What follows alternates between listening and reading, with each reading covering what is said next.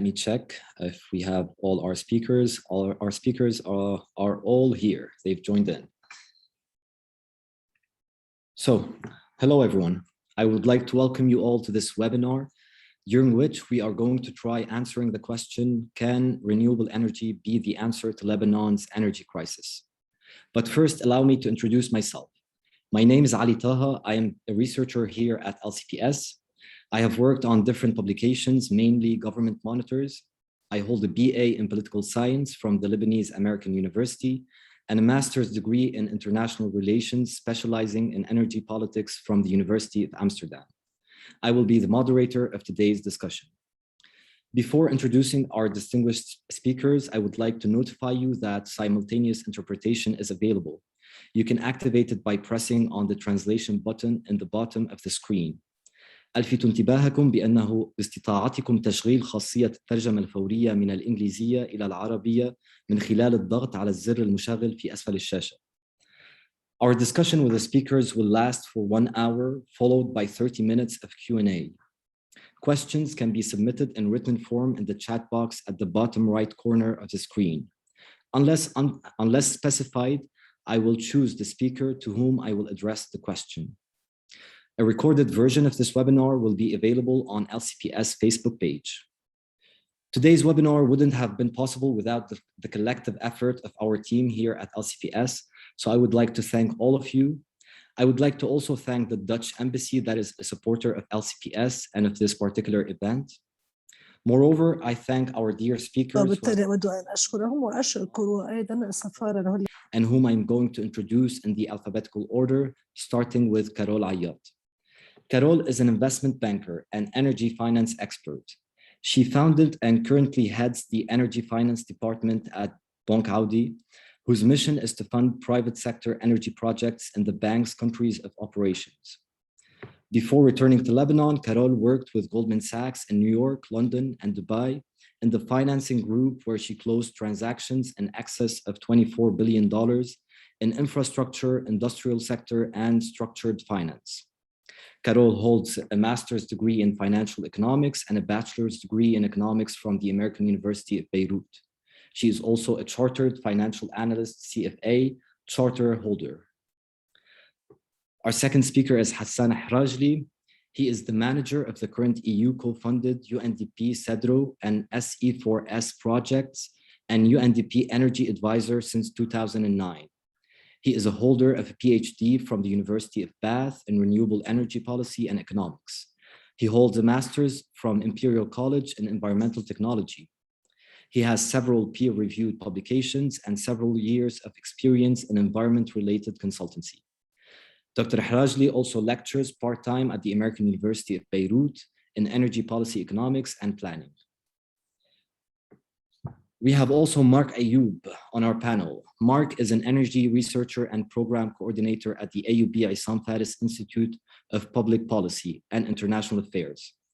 Since he joined IFI in 2018, Mark was part of a team that has worked on producing energy mix scenarios in Lebanon and the MENA region, mapping of available public lands, and conducting techno-economic assessment of renewable energy projects, including that of 300 megawatt of solar PV power plant in the Tfail region.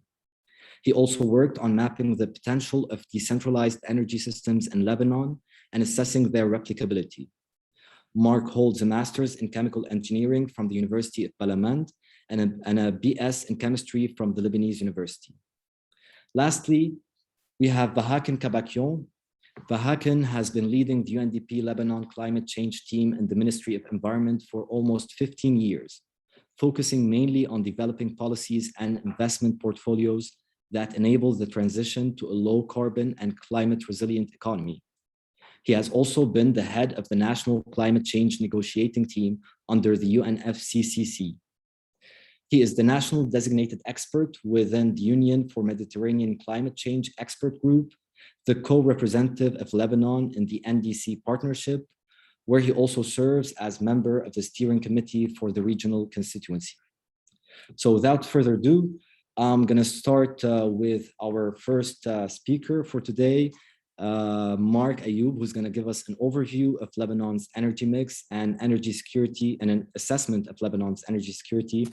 His presentation is going to last for 10 minutes. So please, Mark, the floor is yours. You can share screen. You have the option.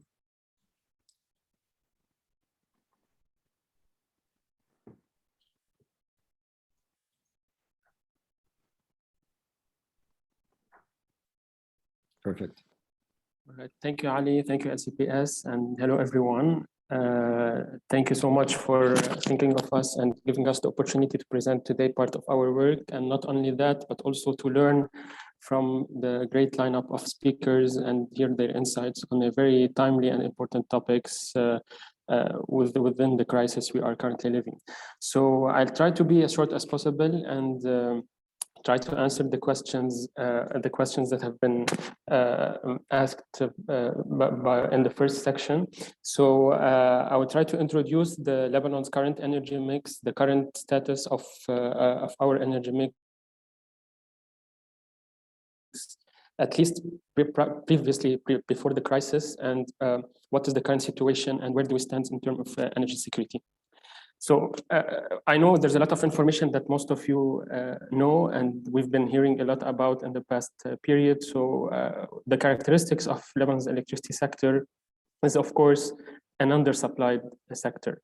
We have been suffering for decades now from an undersupply in electricity that has been assessed or estimated in 2018 being at around 8.1 terawatt hours. In addition, and this gap has been filled by private diesel generators. Not only that, but we have high grid losses, around 40% of transmission and distribution losses, in addition to old and inefficient infrastructure when it comes to our aging power plants. So 5 of 10 of our power plants have been running below 60% availability. And the major problem of above all is what we were suffering lately during this economic crisis is our reliance on expensive and polluting energy sources, 93% of thermal generation. And we have been exposed not only to the availability of those fuels, but also to price volatility. When I'm talking about aging and old infrastructure, so Lebanon's power plants consist of around 7 power plants, 5 hydro plants, 2 power barges that are still in Lebanon but are expected to leave end of this month, and also 1 landfill in the Dami area that has not been working recently for several technical reasons. So those power plants, according to the Ministry of Energy and Waters plan of 2019, and also the IRENA 2020 report are summarized in these tables. So I will pass quickly over those. And I'm showing those numbers just to say that the situation has worsened since those numbers have been released, since 2019 numbers. And we barely know those numbers have been cut by more than 50% when it comes to the generation. So I'm saying that just to say that this is a slide showing the 2018 EDL performance when it was able to procure at least around 12 hours and more of electricity supply. So we have a total installed capacity of around 2,500 megawatts, but this is accompanied by around 34%, which was assessed in 2018 of losses when it comes to technical and non-technical losses. This represents or accounts back in 2018 again, it was around 63% of the generated electricity, and the rest was supplied by diesel generators. Now, I know the current situation has been even worse, and we have been barely seeing the electricity from the EDL power plants. So the collection ratio as well before that was around 66%, considering the revenues of EDL, and also before the devaluation of the currency and the existing amounts in the market for EDL.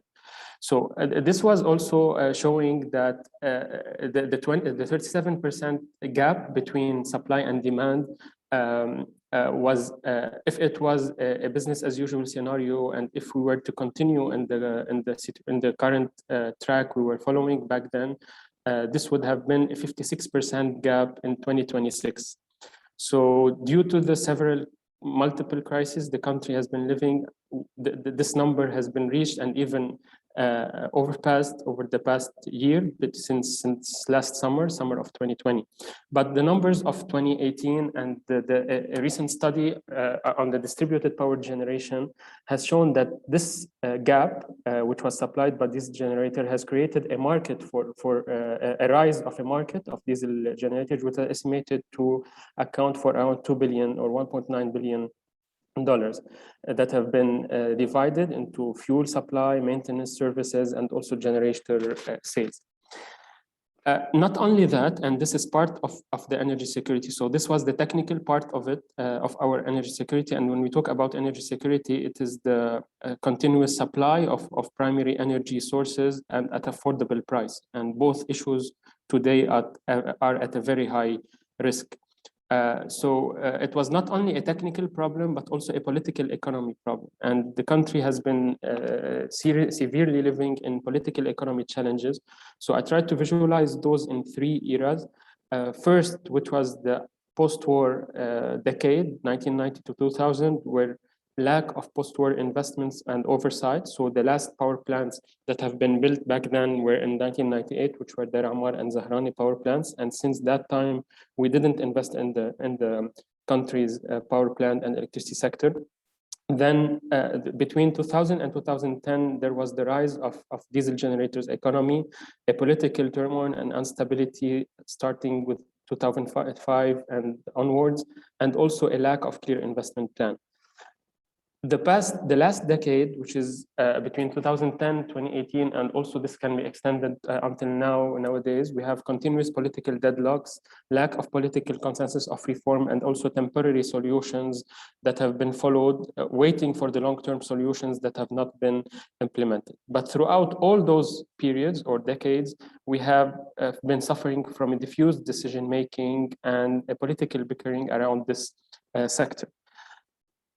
So this has severe consequences on the economy, and I know most of you know those numbers, so I will pass quickly over those just to say that the technical and political economy challenges had an impact on public finances when it comes to the economy at large. So the electricity sector accounts for around 46% of Lebanon's public debt.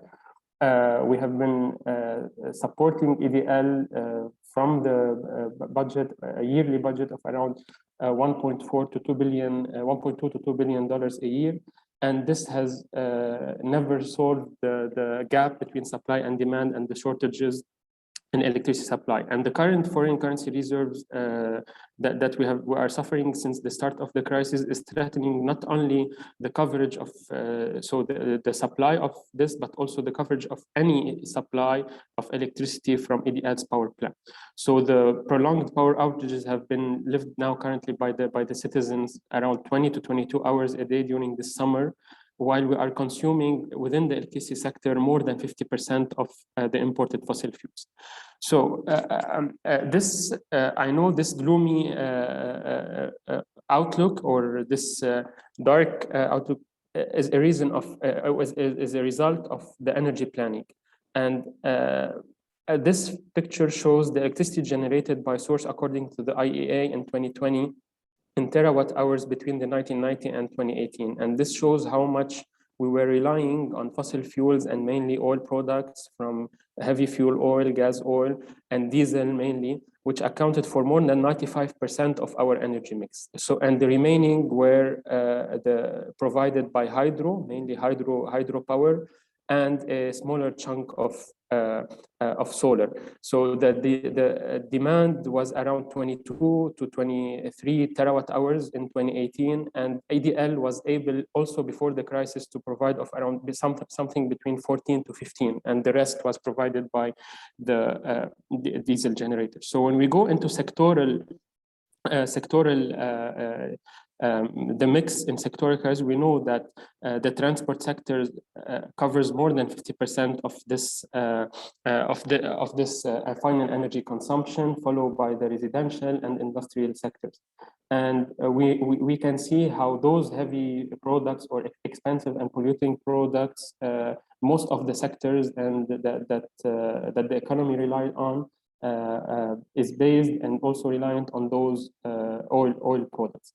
So one indicator that really reflects the situation, and this was in 2020, and I think now it has been also worsening, is the 2020 trilemma index of Lebanon, which is a tool that is yearly produced by the World Energy Council. So it has three pillars, mainly energy security, energy equity, and environmental sustainability. And this trilemma index shows that Lebanon has a score of 27.7 over 100 in energy security, which is the worst among the three indicators. So it has given a number or a letter from A to D, and the energy security is a D when it comes to Lebanon state, followed by the A when it comes to equity and environmental sustainability. So our position, Lebanon's position, stands at 77, ranked 77 globally in this. And when we talk about energy security, we have a series of sub-indicators that we look at when it comes to this indicator, mainly the import dependence and how much we depend on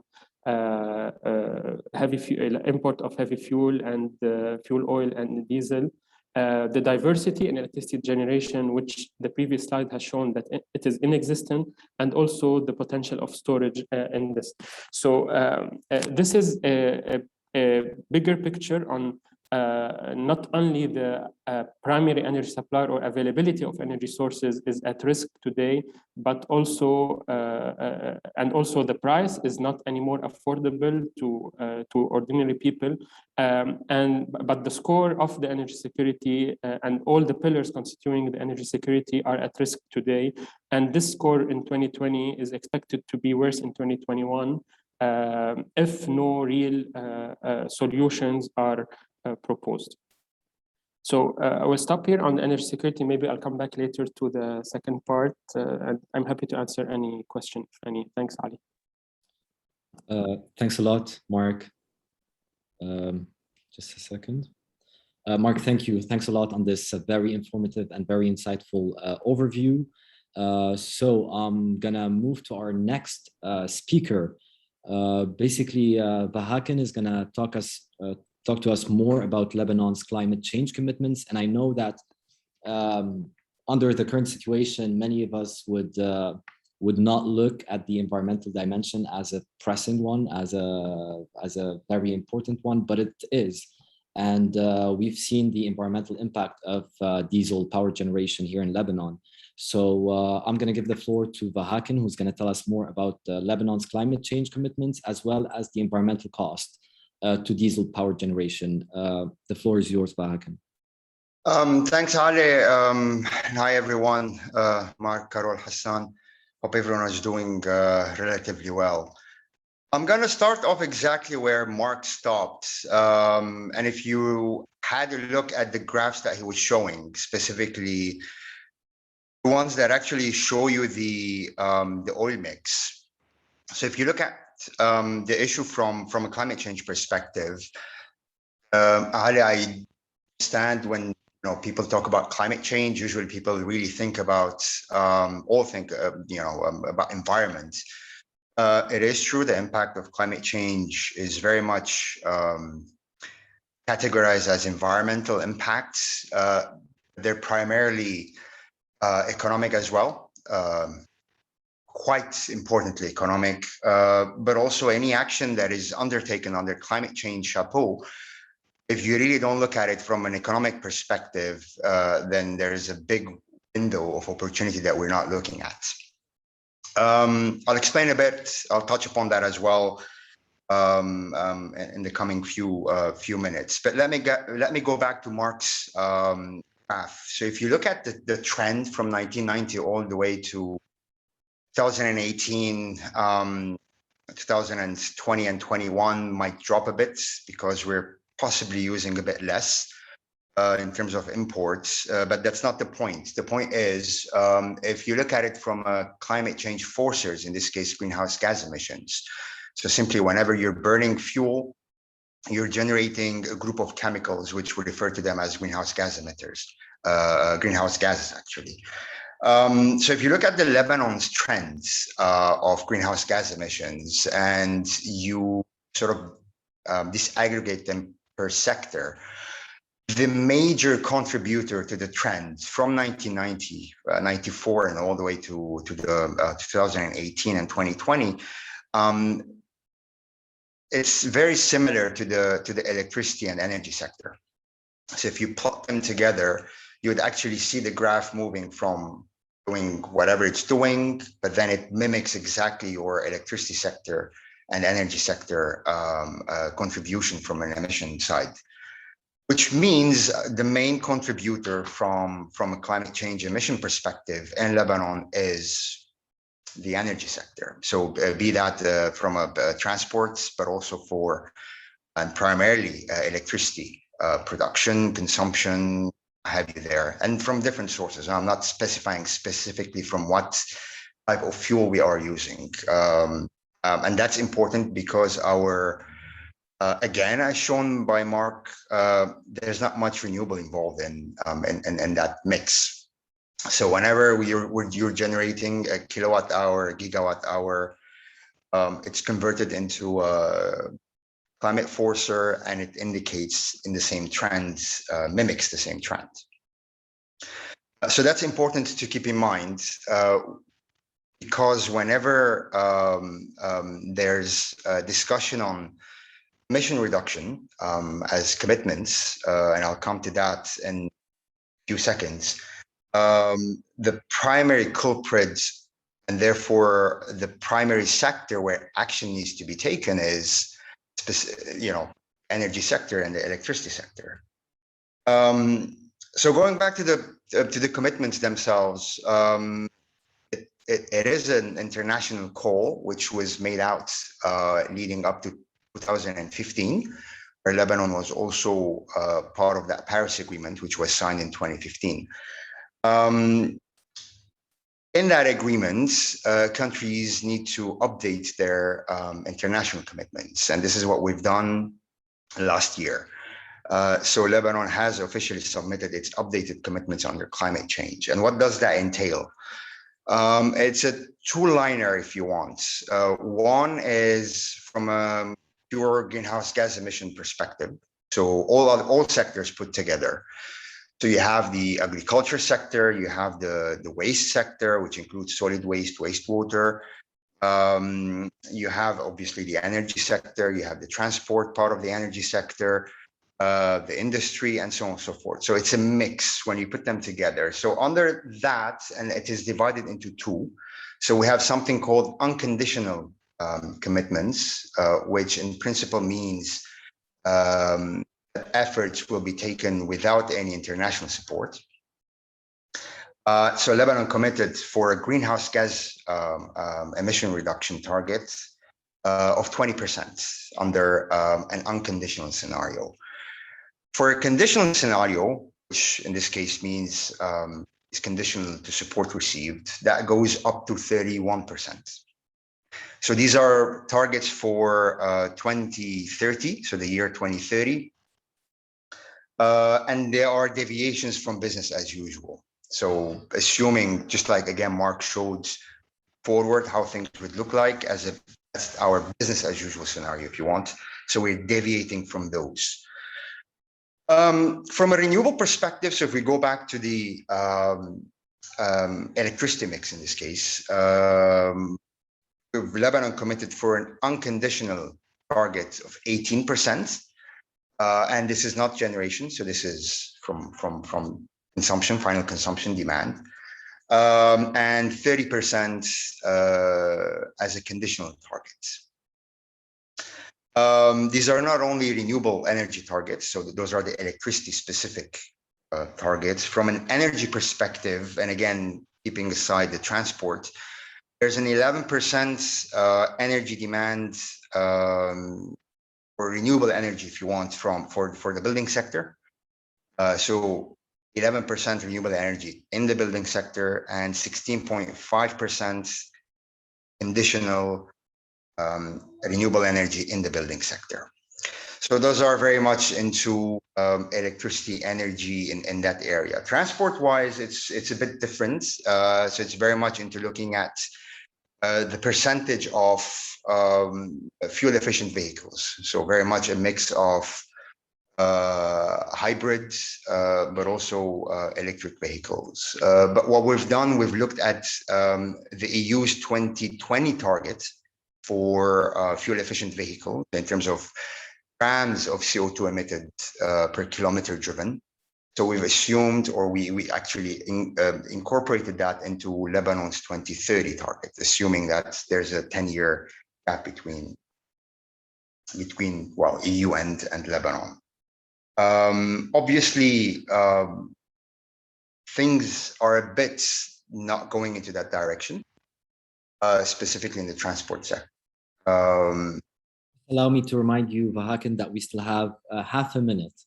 Yeah, I'm almost done, because I was going to touch upon the costs of kilowatt hour from diesel generators. Obviously, we've done a study, but it looks at the life cycle assessment perspective. So it looks at even production cost of a diesel generator versus photovoltaic. So putting aside the global perspective, for Lebanon, the results came in as a kilowatt hour costing around 5 cents in US dollars as an environmental cost. And this also includes oil production. So it's not only the use phase of the burning diesel or even using photovoltaic. So photovoltaic also has a global cost. So for Lebanon, if you're using it, you're still sort of responsible for that cost. But for diesel, if you're comparing in a way apple to apple, so life cycle assessment versus life cycle assessment, there's a good 23 cents difference in terms of additional cost in this sense from using diesel generator. Thank you. Thanks a lot, Vahakin, for that presentation. So I'm gonna actually go back now to Mark just before going to Hassan and Carol. We're gonna go back to Mark, who's gonna tell us more about developments in renewable energy technologies and their current competitiveness with fossil fuels. Okay, so Mark, if you can please go ahead. And I'm sorry for Carol and Hassan for having to wait, but we're getting to you. Yeah, I will try to be like quick on those, just to set the ground on. So yeah, as mentioned, Ali, over the past decade, there has been a lot of developments when it comes to the renewables and their current competitiveness.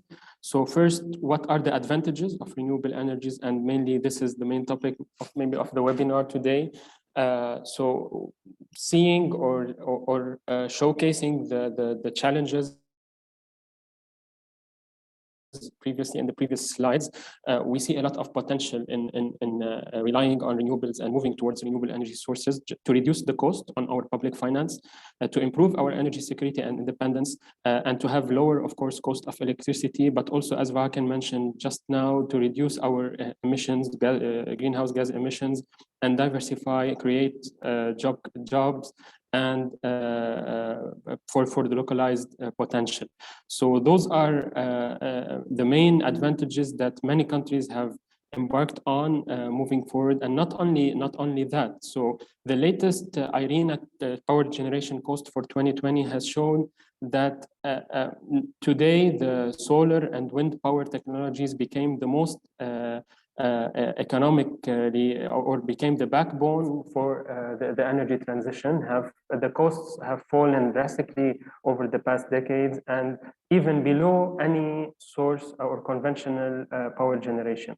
So if we look just as of 2019, end of 2019 until today, solar and wind are cheapest than any fossil fuel-fired source of generation or option to generate electricity. So, and this is really a breakthrough in the technologies. I know we cannot fully rely on those technologies because of their intermittency, and we need to continue having a base load of other sources, but the cost is competitive, and the speed at which these costs are falling is really fascinating.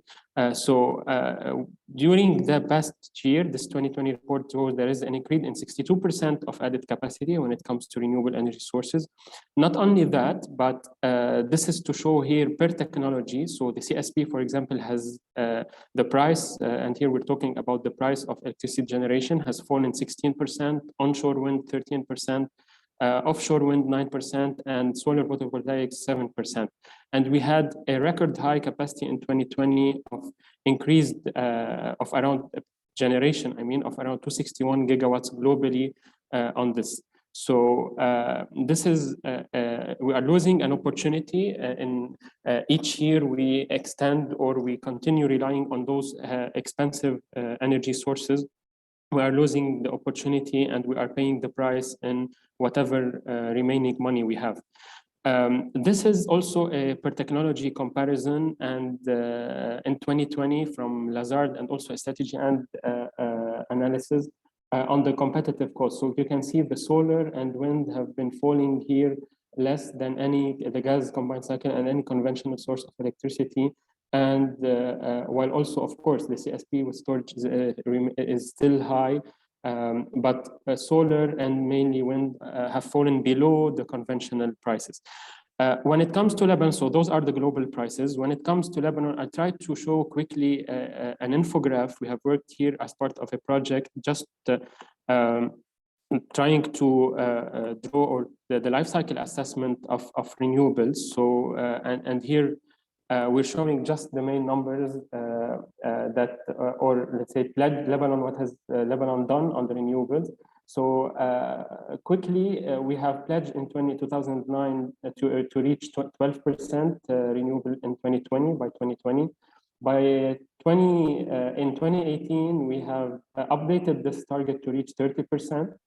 The IRENA report of 2020 came to tell us that in order to reach 30%, we have to produce around 4,000 megawatts, 4,700 megawatts, and this is from the several sources here shown.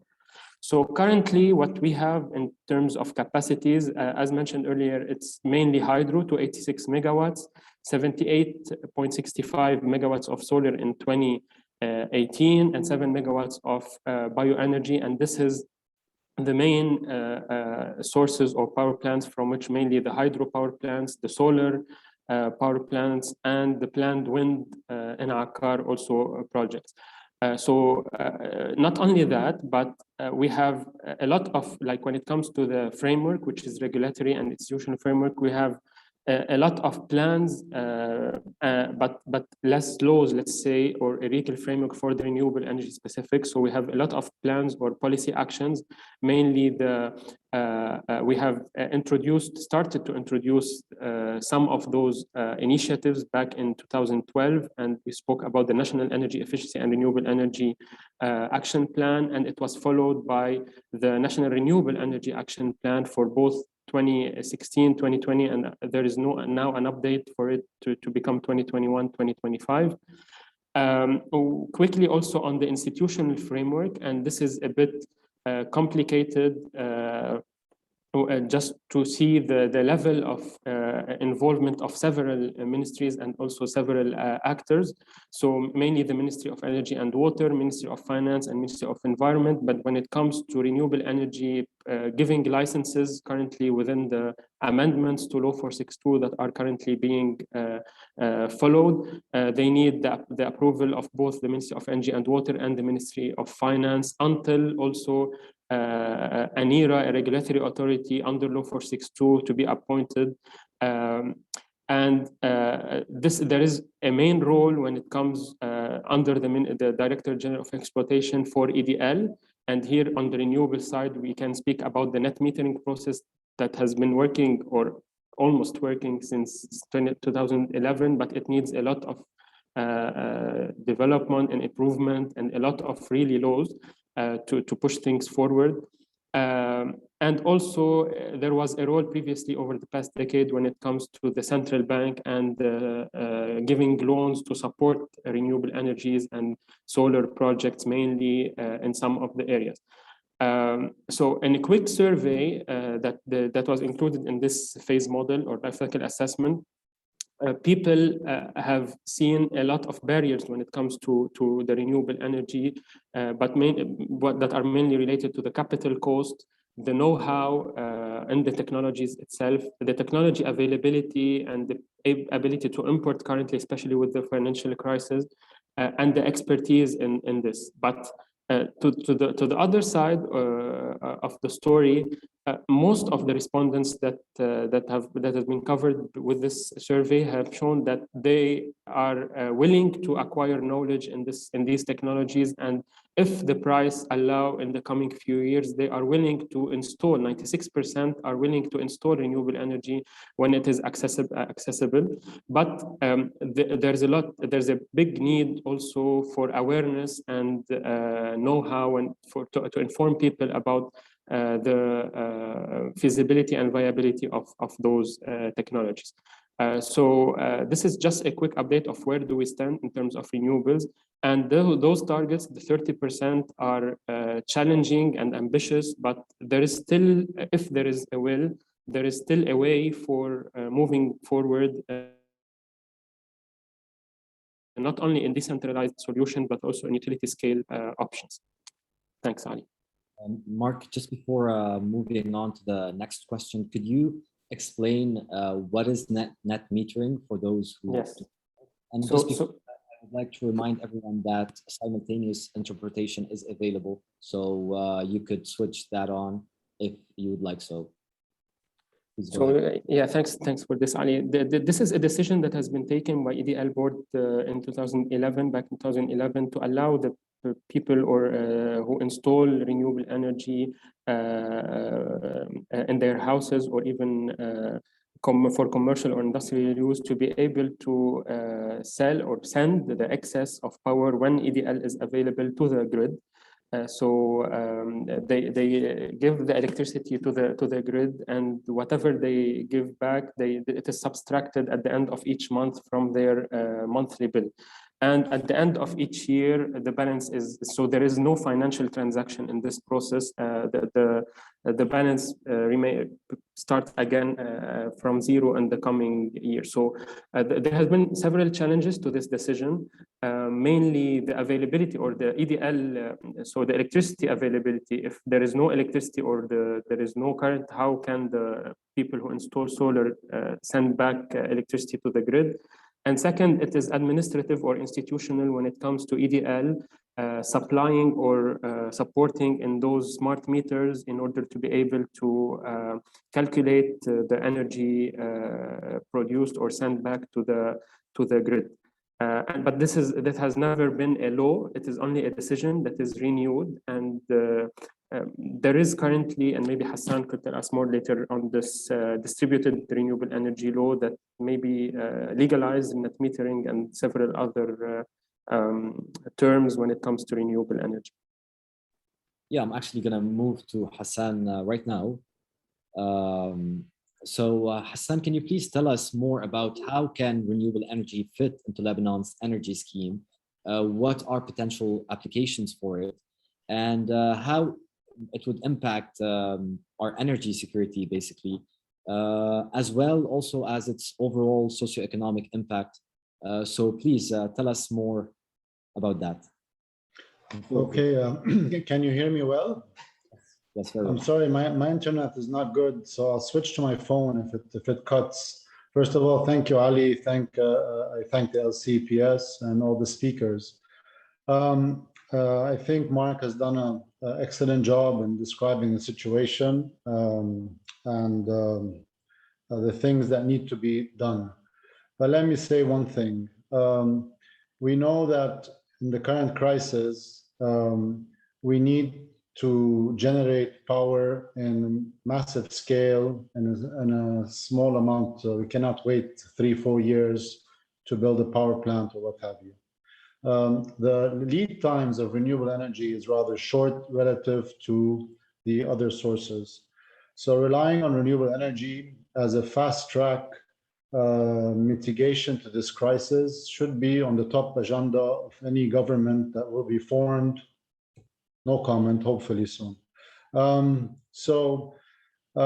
There are studies, though they were not published or adopted officially, that indicate if you want the least cost generation plan, then we have to use 40% renewable energy inside our energy mix. Now, I just want to say something. How does this fit in the Lebanon's energy scheme? It should be a core of the energy scheme, but we have to take into account what this will entail and what this requires. It's not easy going for 10%, 20, 30, 40% renewable energy.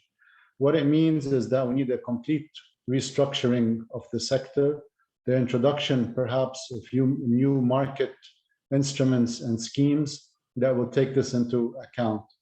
For example, in other developed markets that have a high penetration of renewables, you have services that are created that will provide the ability of the grid to maintain a reliable grid. Meaning, for example, you need to have a capacity market created. So you may have idling power plants just doing nothing and just be called upon to turn on, off, to ramp up or ramp down following renewables. You need to increase the system flexibility by storage, by demand side management. You need to diversify spatially the renewables and even technology in itself. You need a guiding authority. For example, if you install solar PV all south facing, then they'll all have the same profile when the sun sets and falls, and they'll give you this smooth power curve up and down if it's a cloudless day. But what happens if you're installing more solar and then you decide to change the orientation of some of the new solar that you are installing so that they give you more energy towards the end of the day, so that the capacity credit of renewables will increase. You need also to have flexibility reserves, and you need to have better forecasting of renewables so that the utility will know tomorrow how will the sun shine and how will the winds blow. The next hour, how will they shine, how will they blow, so that they can manage this sector very well. And perhaps you need to mandate sooner or later what's known as smart inverters, which are inverters that can create the grid, as opposed to being dumb inverters where they need a grid. I mean, now all our homes are trying to, all residents are trying to install solar and storage, but there's some awareness required that solar in and by itself cannot give you the grid. So when there's no diesel running, that you will not have solar electricity, and when there's no EDL, you will not have solar electricity unless you install storage systems. So all this thinking needs new thinking, new structures, new capacity, new technology, all these things that have to be given the right focus and investment at the same time as when you're ramping up the renewables that we need to close this gap in generation. On the distributed front also is extremely important, and EDL has the same role to play to enact net metering, as Mark has mentioned, in all its forms. And there's a law that's taking too long, but regardless, it needs a political process to be up and running. EDL needs to have new technologies, new billing formats, new frameworks to do a contract and what have you. I won't go into too much in that. The last thing about energy security and sustainability are becoming very similar. Vahaka and Mark have very well mentioned all the fronts. In terms of the environment, we know that renewables can give you half the grid factor in CO2 emissions. If you compare the European grid with the Lebanese grid, you find there it's around 300 grams per kilowatt hour, and Lebanon it's more than 700. A small study was done that 1 megawatt of solar installed in Lebanon will save you around $200,000 a year in hard currency that we so badly need over 20 years, and I'm taking the difference between the cost of generators and the solar, or the cost of the grid and the solar. So it's a savings. And I think Vahaka mentioned this. Last but not least, in terms of the social issue, I mean, renewables create more jobs. Renewables, they create jobs in manufacturing, and we can argue that Lebanon does not have a manufacturing base in renewables, although that maybe some more attention should be focused there. But in construction, installation, operation, and maintenance, solar, wind, and small hydro, if that's what we are looking for in the near future, have the ability to give you more jobs per megawatt installed than oil or gas, which we currently use. More, I mean, ×2 at least, and we go ×20 or more. So in terms of jobs, and we badly need jobs, in terms of installing renewables very quickly to deal with the situation and all that, I think the answers are in front of us, and it's just the political luggage that we all carry every day in our lives. Thank you. Thank you a lot, Hassan. Now I'm gonna, last but not least, I'm gonna move to Carol. Carol, I apologize for having you waiting, but now we got to a point that I think is a major point here, especially in light of the current economic crisis. And it's about financing renewable energy projects. So basically, could you tell us more about the possible sources of funding and the major impediments to financing with regards to renewable energy projects, if possible? And then the second section of your contribution, if you could tell us more about the role of relevant ministries in facilitating the financing and the implementation of such projects. So please go ahead. Thanks, Ali, and thanks for having me on this really timely and important webinar, given the events and the lack of power that everybody's facing in Lebanon. If you allow me, I'd like to split my intervention between large-scale utility projects, private sector projects, and then touch on municipalities a bit. We didn't talk about this initially, but there's been quite a bit of focus on that recently.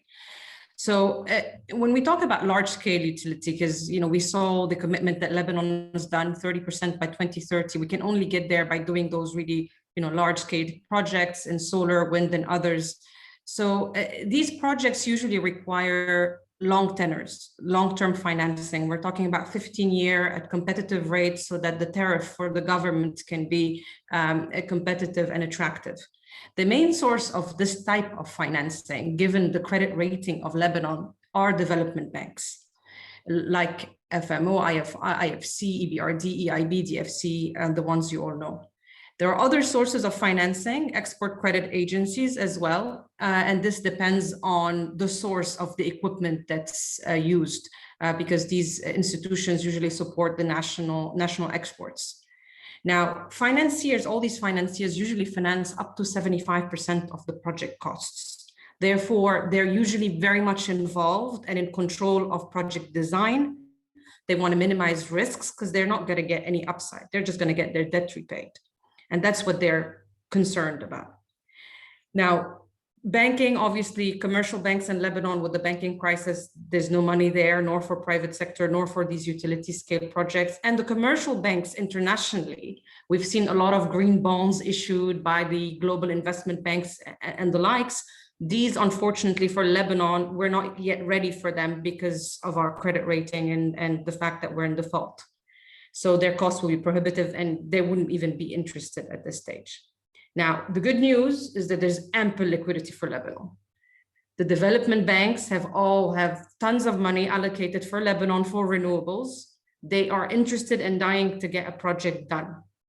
The bad news is that all this financing is currently on hold. Why? Because Lebanon is in default. We have multiple crises ongoing at the same time. And the hurdle to unlock this financing, because the electricity sector, true that we need reforms done to enable financing, but the electricity sector is a reform in itself if we fixed it. So in order to enable this financing, first we need to send a confidence signal.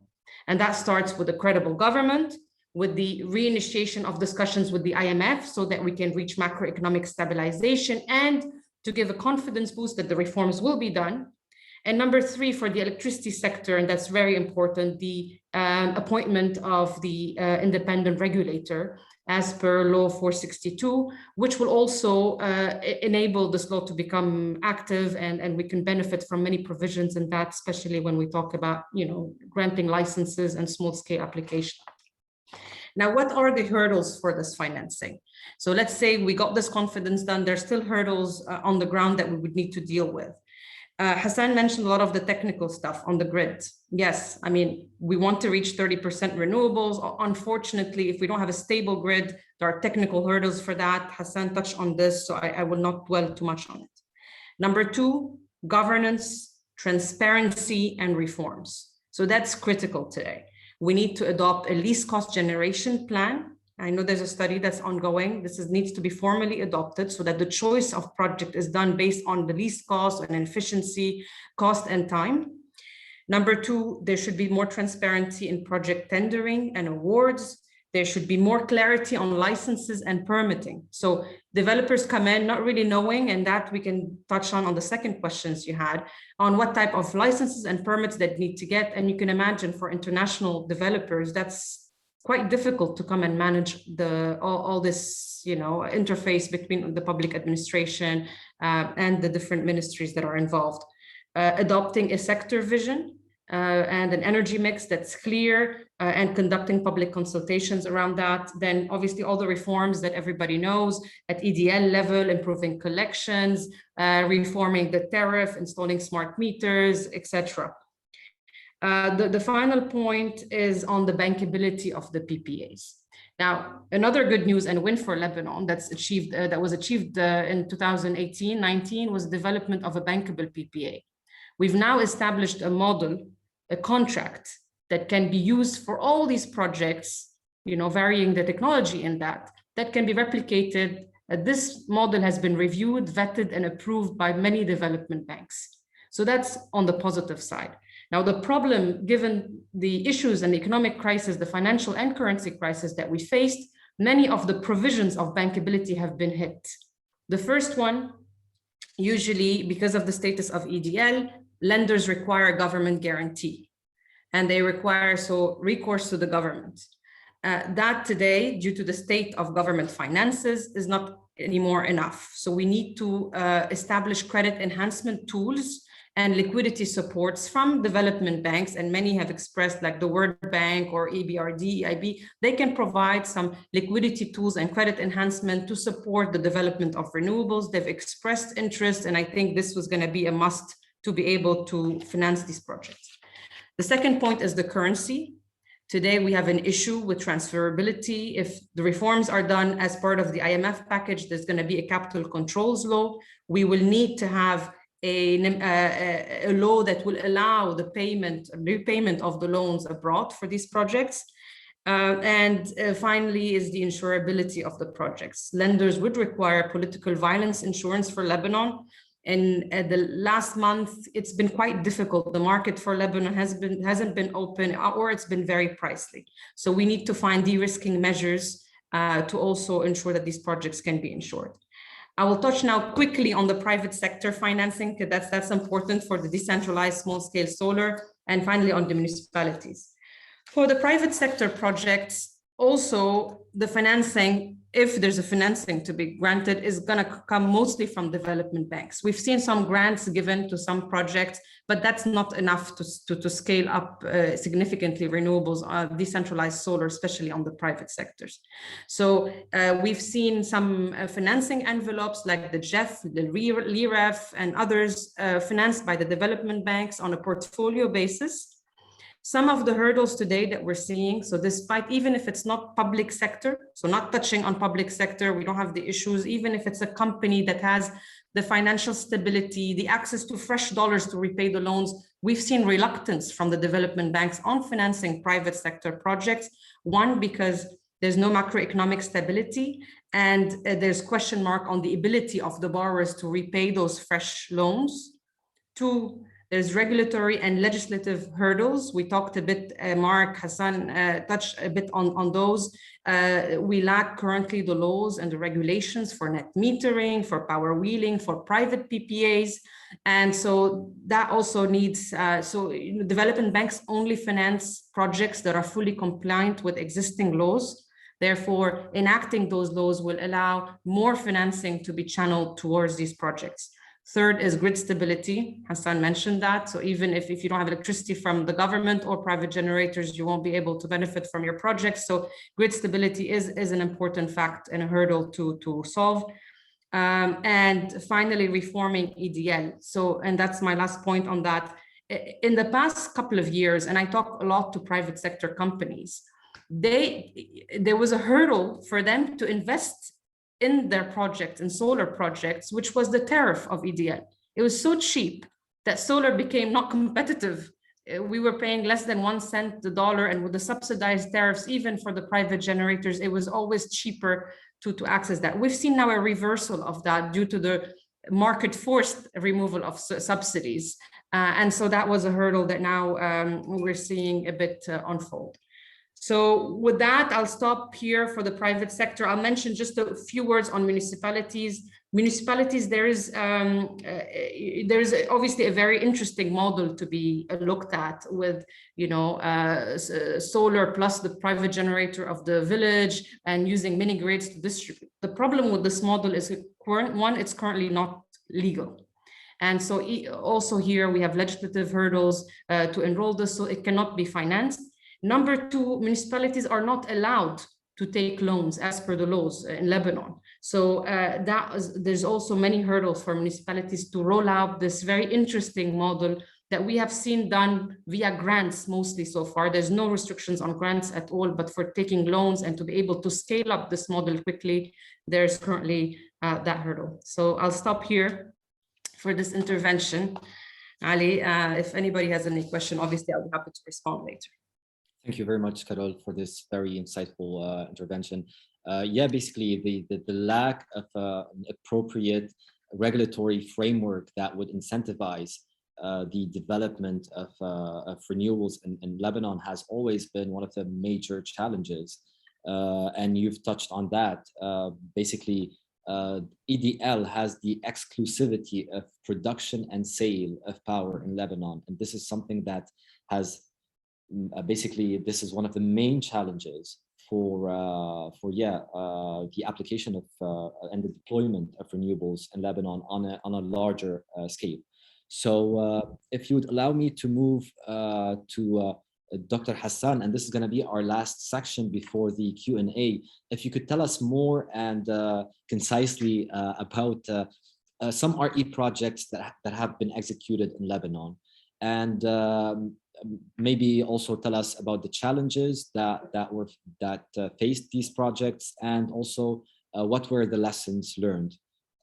Please, Hassan, if you can go ahead. The floor is yours. Yes, thank you. I just want to say that unfortunately, a lot of the projects happening now are, as what Carol mentioned, through a grant. And this is because the financing issue and many other issues.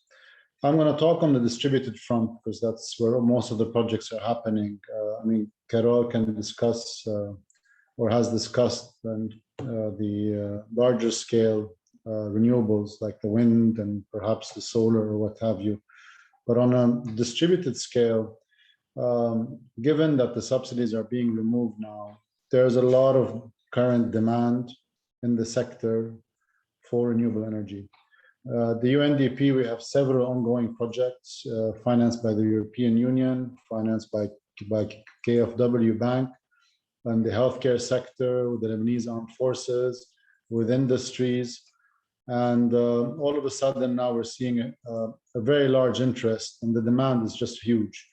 There are those that saw this before it came to be. So when the government was subsidizing the past 2 years electricity and fuel, it cost them less than a cent per kilowatt hour, given the currency, the black market currency and the dollar.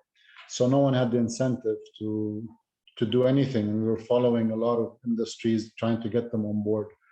Now they are all wanting this, demanding this, but also they don't have that much access to fresh currency, and the fresh currency they have, they want to buy raw materials for their process and what have you. So financing is very important, and we're seeing a large need for microfinance for people who do have access to fresh currency or dollar, but they would prefer to have some kind of loans, whether commercial sector, small commercial sector, SME sector, or even the household sector. So having a facility that can provide these micro loans there's a huge demand at the moment for them. Second of all, there's the issue, of course, of awareness, and it has been mentioned before. A lot of people expect that if they install solar, that's it, they have electricity. No, unless they install storage. And storage, it has to manage expectations and behavior. You can't expect to turn on all your house, all your 3 ACs at the same time, and then you want to install a storage system, and it's gonna die out in a few months' time. And what do you install? You install lead or lithium, and in the market at the moment,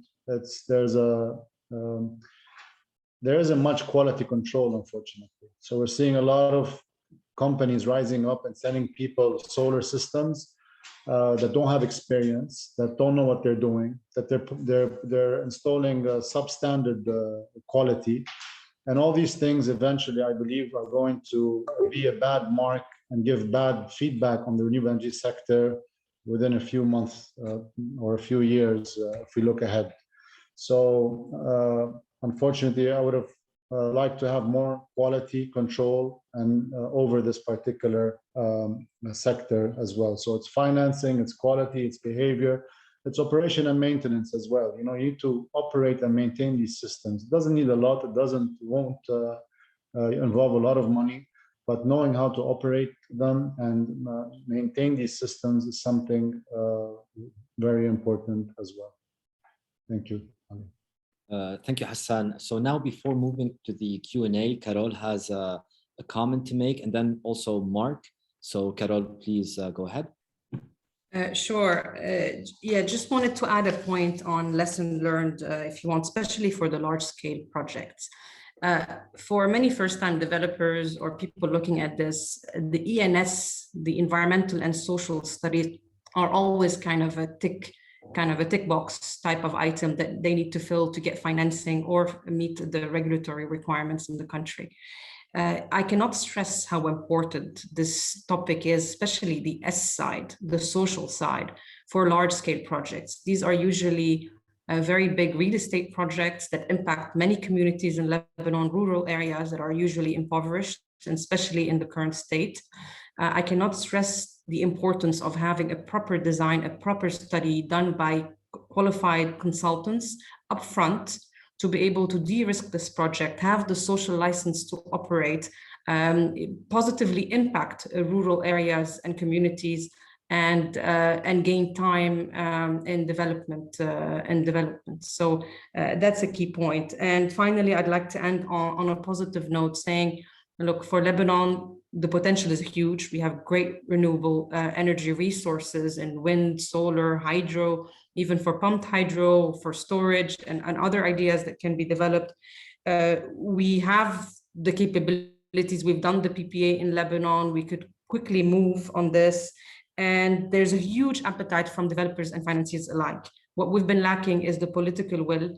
But if that's removed, I think the potential for Lebanon to build back the sector, which has completely collapsed, much better on much solid ground to provide sustainable, affordable, and reliable electricity for all is huge. So thank you. Thank you, Carol. Mark, you had something to say? No, just adding on what Hassan has said on the awareness and also the quality. So yes, people should be aware today of what is offered to them when it comes to those systems, especially with the quality and type of panels and also type of batteries they have been provided, and especially with the price. So a lot of low quality products and batteries are provided while telling people that you will get 10 amps of electricity and without any quality control on those topics. So this will backfire later on in a very short time when it comes to the lifetime of those systems. But yes, there is appetite today, especially with the crisis, on those smaller, let's say, kits or solar plus storage systems. But awareness is key, and we should be spreading the needed information when it comes to. So just a note for people to ask. To compare and to ask about what products and what type of products is being provided to them, and just to compare with the international benchmarks or even some minimum benchmarks when it comes to the panels or even inverters. And those also inverters and panels should be compatible with the storage and batteries they are using in order for the system to work efficiently. Thank you, Mark. Thank you. Thanks a lot. So now we're going to move to the Q&A. I'm going to start with a question that I'm going to ask Vahakin to kindly answer. So this is a question by Nick Norton. It's actually it has two parts. So one, I understand there's a landfill waste disposal problem. Has waste to power been considered as a dispatchable power source to work alongside renewables? This is one.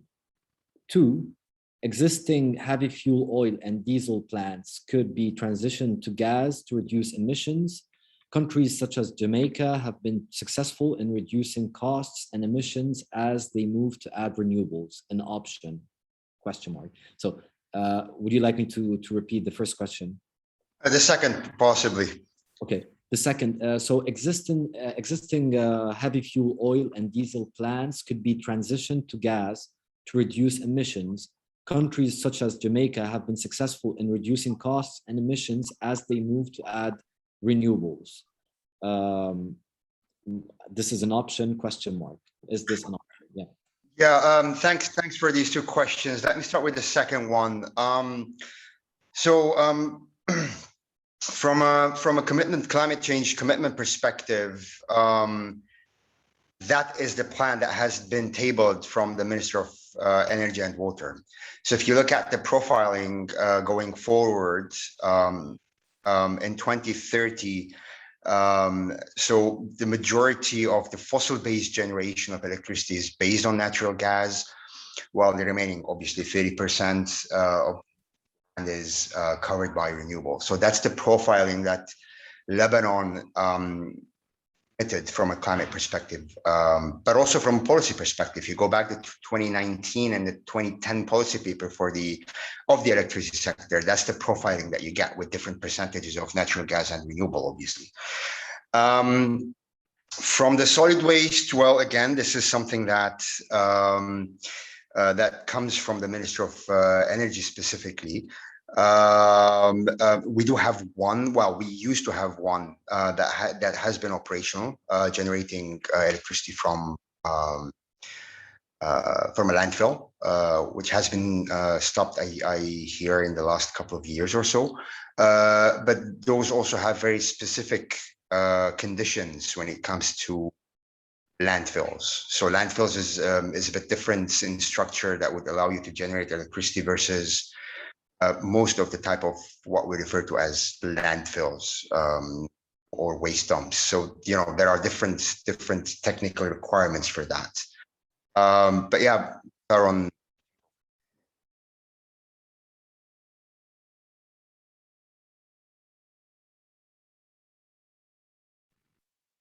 Yeah, I'm sorry, Vahakin, you're on mute. Did you finish? Yeah, well, both options are on the table.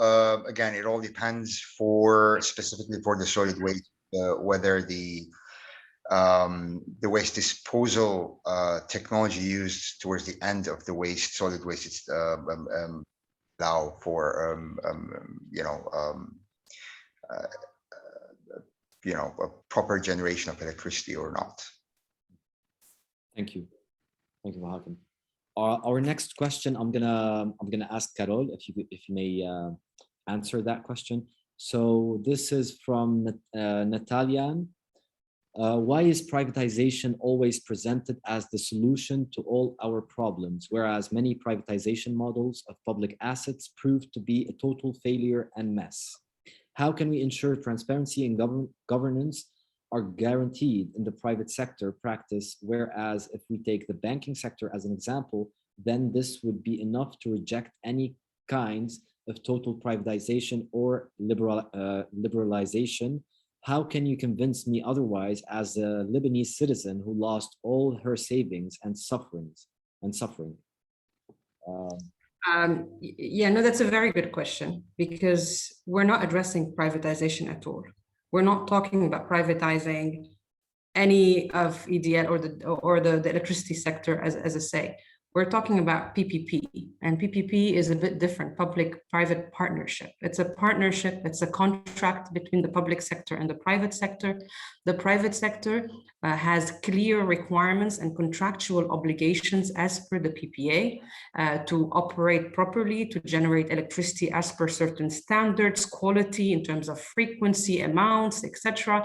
And they get paid the tariff for that and maintain the asset as well.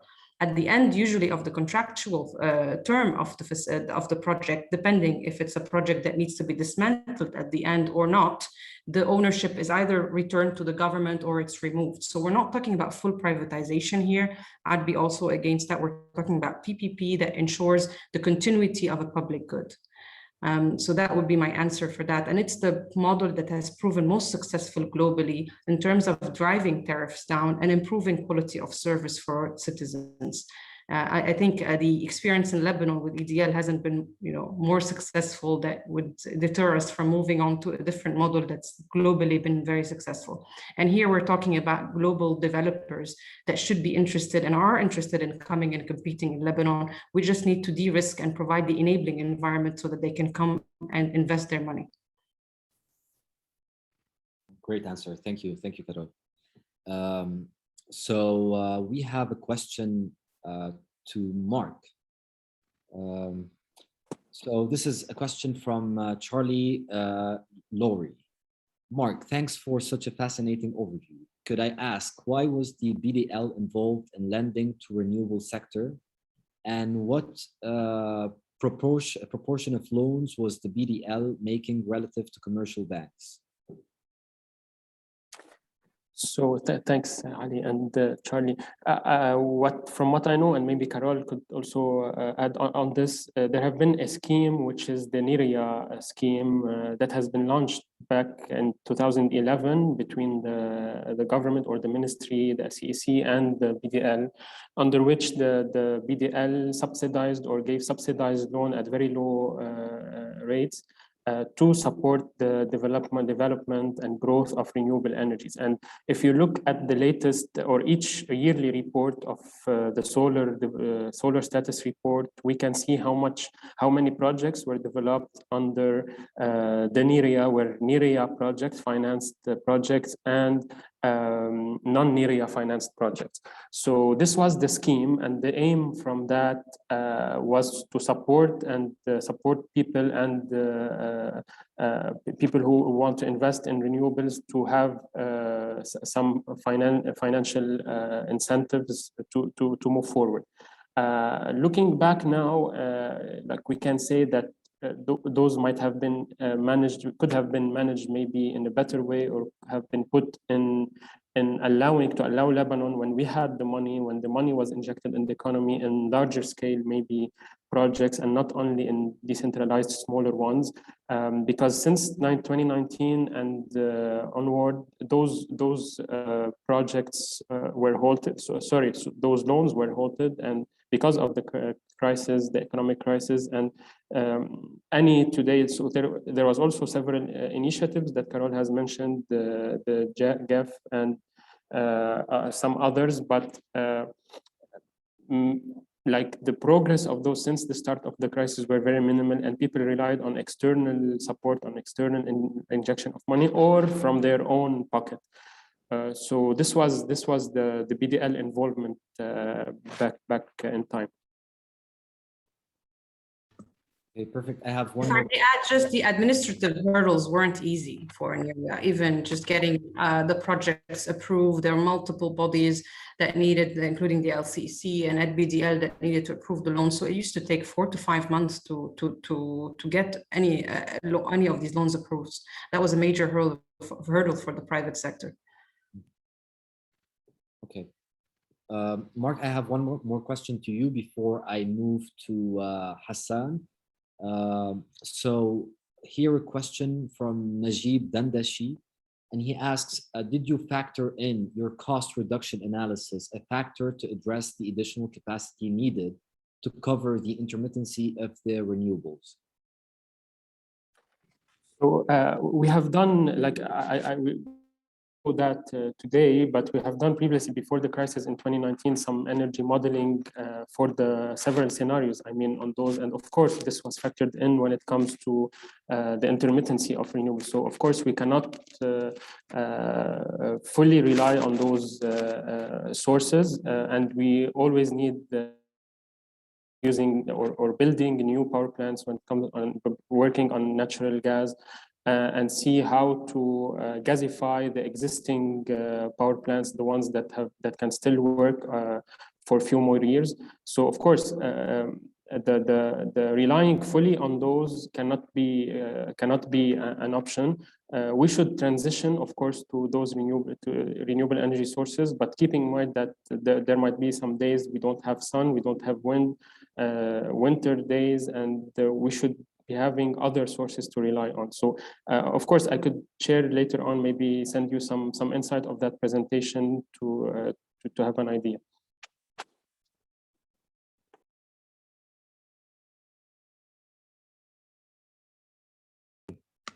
The next question is directed to Hassan, please.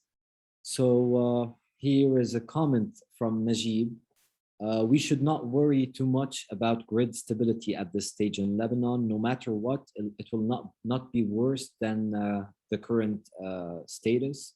Yet we will have extra renewable capacity. Wouldn't you agree? And if you could please touch on the idea, is there a minimal capacity below which the grid would just shut down? Is that a possibility? I think we've lived through it in the past few weeks, where the grid shut down because of the frequency being low. Okay, if we want to plan, if we have a government and we have to do what we have to do. We have to think both renewables and also the conventional power that the government is speaking about. And to think of both these, so you don't fall into a trap later on, because I'm sure Carol can add to this. There's a take or pay clause in the power purchase agreements that the government has to pay, even if they do not use this power because something went wrong from their side in the grid. So having these clauses in forces, or should force, the government and motivate it to get everything necessary, what needs to be done in terms of a human capacity, in terms of new blood, keeping to the old blood as well, that have a lot of knowledge, new technologies, new systems in place, new markets, the regulatory authority, and maybe other markets as well, to ensure that the services, the flexibility services of the grid are available, are there, capacity markets are available, other technologies are available, and some kind of guidance as to the technologies, the diversity of technologies that we need. Hydro is very important.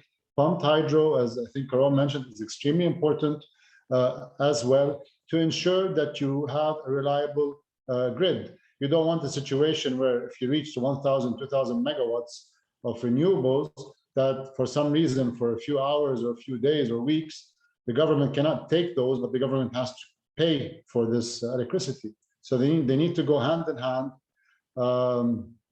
going forward. Thank you.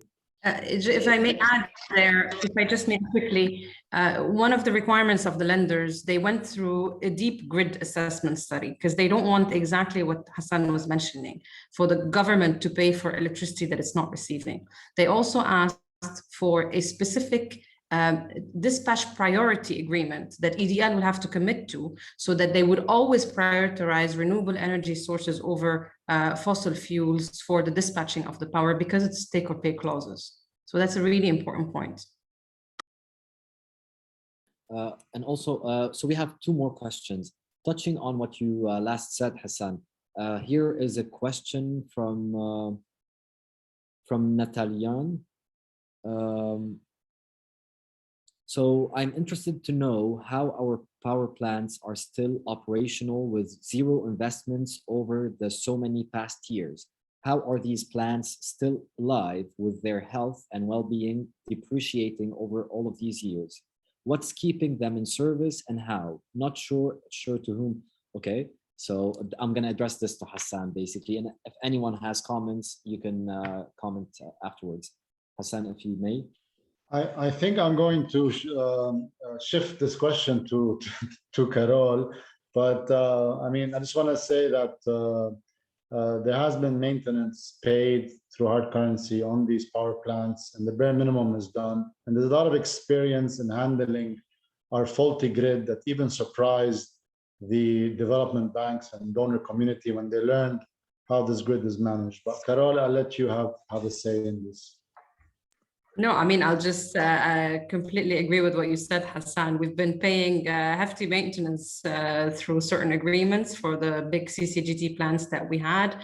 Unfortunately, they weren't running on gas. Had they run on gas, we would have their life would have extended. Number two, recently, one of the equipment manufacturers, such as GE, Siemens, one of them actually gave a donation, and they did some maintenance, free maintenance for both Dir Ammar and Zahrani. Now, I think we've reached the end of the rope, so I don't know how long they can still go without having a failure on the turbines or a big damage. So we really reached the end, I think.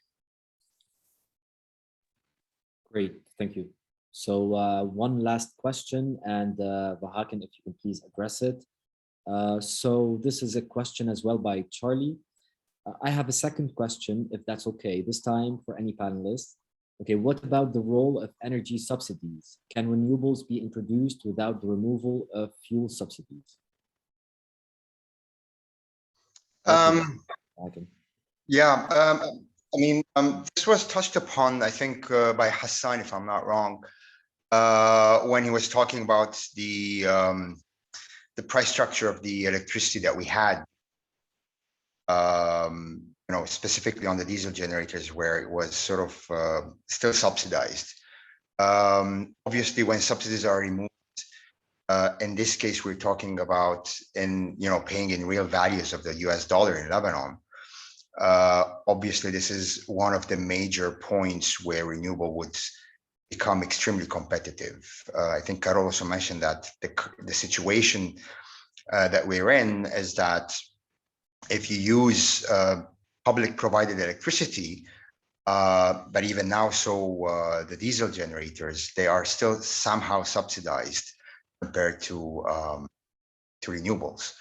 Obviously, we're talking about decentralized systems. When you move to centralized systems, that's completely different, because that's the agreement with the government. So that's an EDL agreement, and you would still receive your power through EDL. And the tariff is set via EDL or the government in this case. So just to make the distinction between centralized versus decentralized power generations when it comes to subsidies. Yeah.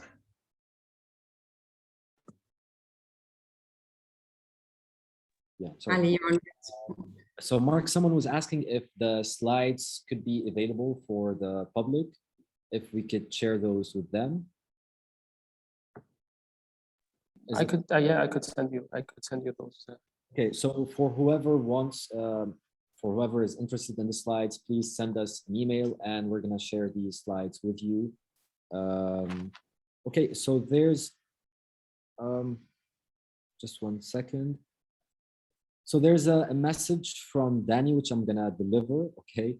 And it's on the importance of raising awareness and promoting transparency among citizens on the risks and benefits of the usage of solar systems to manage their expectations, maybe through a public campaign by dedicated CSO. What has been said by the experts is so important, especially that the cost of solar systems is high, and helping citizens save their money at this stage is crucial.